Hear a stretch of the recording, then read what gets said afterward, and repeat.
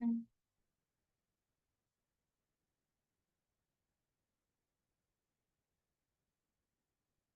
you very much. Thank you to the organizers and all of you for being present. I look forward to the discussion and your questions. Let me begin by introducing myself, my resources, and my project, and my goals as relevant for the ideas I described below. I teach theology at a teaching-focused small liberal arts college in San Antonio, Texas. My formal training is in early Jewish literature, especially the books preserved among the Dead Sea Scrolls.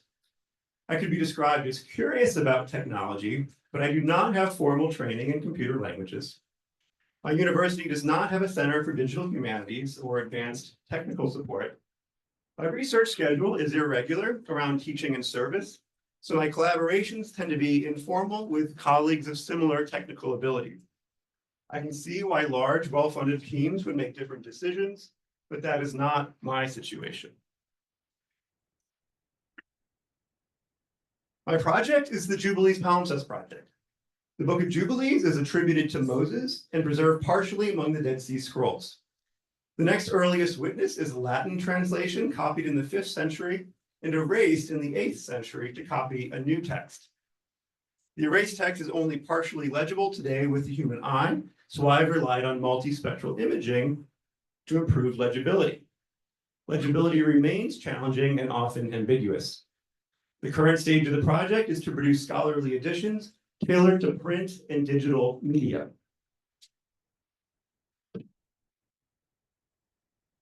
The print edition will foreground the edited text and relegate scribal oddities to the apparatus. It will favor readability with modern judgments of concepts such as paragraph divisions. While I recognize the place for such an edition, my own heart is in steering the reader to facsimile images and a hypertext edition that foregrounds the manuscript as an object of scribal culture, not just a text container. On a practical level, I would like readers to be able to check the certainty of our readings given the state of preservation of the manuscript. The complexity of the facsimile images demands a powerful viewer, such as Mirador. It is essential to be able to zoom in and out of high-resolution images and switch layers between various color and texture visualizations. It is also important for the reader to be able to navigate by chapter and verse, or the 5th century page sequence, or the modern page numbers. Because legibility is often difficult, it is helpful for the reader to see annotations for each line with our proposed reading. We also want those annotations to link to a hypertext edition that presents readable digital text in the same column and line format as the manuscript. The hypertext edition uses hover, click, and apparatus to help the reader while foregrounding the witness of the manuscript. Unsurprisingly, my use case led me to the Text Encoding Initiative. The advantages of TEI for the production of critical editions has been thoroughly studied. The modules on manuscript description and critical apparatus prompt us to think about our categories and the information that we should be including. We can describe the text on an abstract level of semantics and defer questions of visualization that may differ from publisher to publisher. LaTeX modules produce beautiful preprint renditions with apparatus and facing page, text, and translation. All the desiderata for the hypertext edition can be encoded in the same source, and different visualizations can render or ignore as desired. Similarly, my goals for viewing facsimile images and annotations led me to Mirador in the IIIF presentation API. At this point, I could have moved forward with 2 technologies for different goals of the project. Today, I would like to say more about why I integrated TEI and IIIF, how I did it, and why I favored a streamlined approach. When I say I integrated TEI and IIIF, I mean I created a workflow that puts TEI at the head and derives everything else from that one source. For each visualization, there is a different extensible style sheet language transformation that renders the different visualizations, although there are other ways of doing it. One of the main advantages of the single authority model for us is that we can make changes in one file that will automatically cascade to the print edition, the hypertext edition, and IIIF annotations. Our edition is a work in progress. There's also a benefit to do the editing work in XML and not have to use JSON on a regular basis. I often think about what is reasonable for my students and colleagues to learn. It is easier to learn one language than two, and of the two, I think XML is the easiest to learn. It is most human readable. At any rate, it is possible to code all the information in XML and derive JSON, but not vice versa. It seems to me that whether one loves or hates TEI correlates with whether one is able to embrace thinking semantically about texts. Personally, I have found this to be a fun and thought-provoking challenge. I can say more about my experience with this challenge in the discussion if there is interest.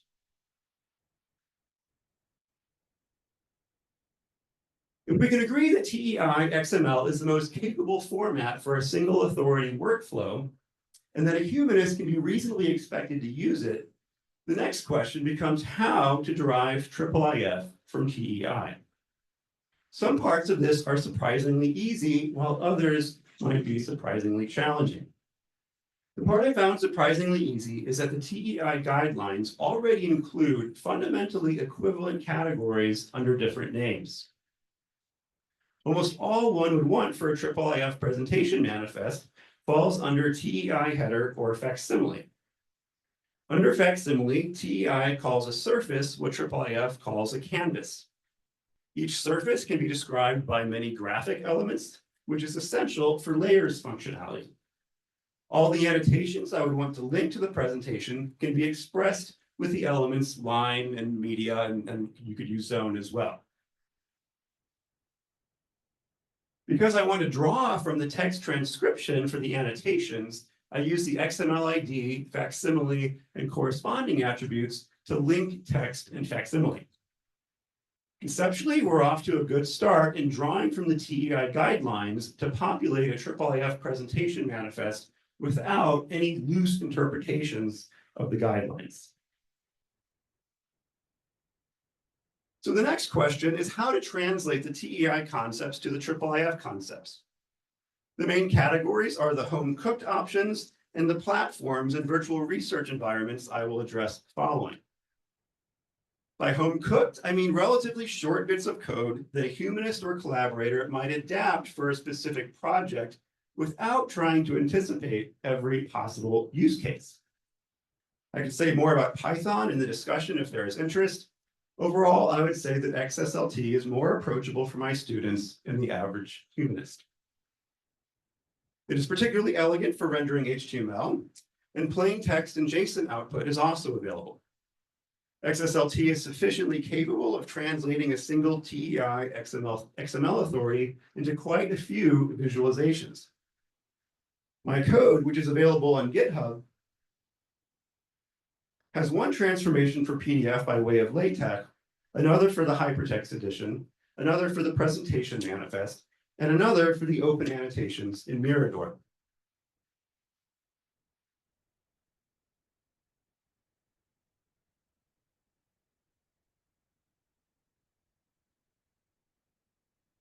The alternative to the home-cooked approach is the approach of building a platform or research environment. The home-cooked approach modifies simple recipes as needed for a specific project. The home-cooked approach modifies simple recipes as needed for a specific project. The platform approach tries to anticipate the needs of many projects. The home-cooked approach uses the simplest tool possible with the hope that a humanist can tinker directly with simple code. The platform approach requires a clear separation between a complex backend and a graphical user interface. I very much appreciate that different approaches may be suitable for different people and different projects. My preference for the home-cooked approach, what I think of streamlining, is connected to my broader interests in minimal computing.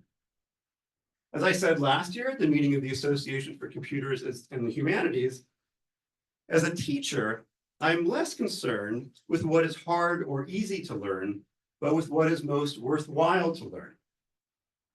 The tools and skills most worthwhile are those that are reusable.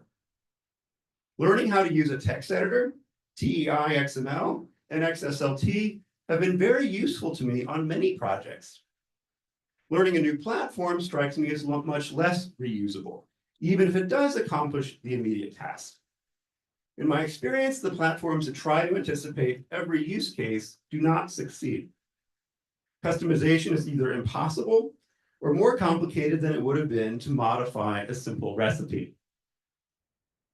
I praise open source software on all scales, but not all open source software is open to me to adapt using the resources available to me. Taking a minimal computing, streamlined approach has benefits in control, sustainability, and accessibility.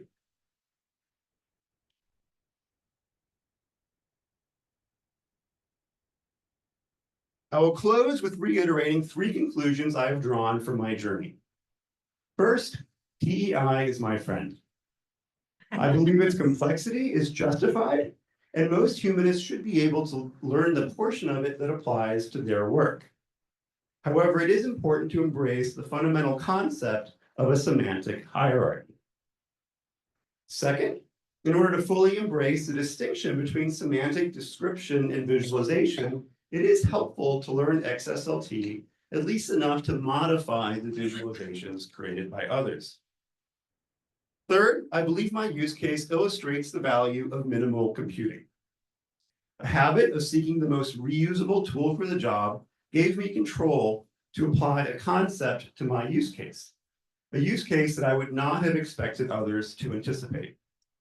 I completely understand that other projects may have different resources and needs. I hope others will be able to learn from my journey. Thank you, and the QR code will bring you to my slides and full text and bibliography if you're interested.